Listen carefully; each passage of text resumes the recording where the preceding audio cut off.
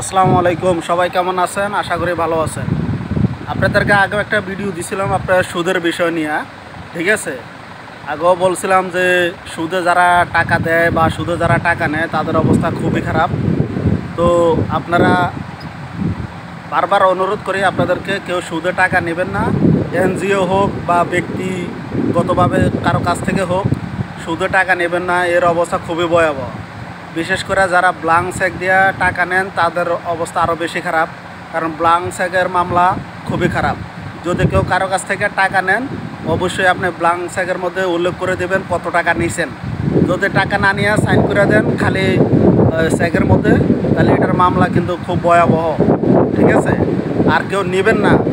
বিশেষ করে আপনাদের বারবার অনুরোধ করি, কেউ আপনারা সুদে টাকা নেবেন না, কারণ সুদে টাকা না নেওয়াটাই ভালো। হয়তো বিপদে পড়ে মানুষ নেয়, কিন্তু আপনার এই বিপদের সুযোগ নিয়ে কিন্তু আপনাকে পথে নামায় দিবে, ঠিক আছে?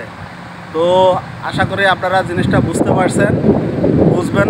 সবাই আমরা জ্ঞানী মানুষ, একটু বিবেকটা খরচ করে জ্ঞানটা খাটাইয়া কাজ করবেন কারো কাছ থেকে টাকা নিলে, ঠিক আছে? সুদে যারা টাকা নেবেন এটার অবস্থা খুবই ভয়াবহ। তো সবাই ভালো থাকবেন, আমার জন্য দোয়া করবেন। আসসালামু আলাইকুম।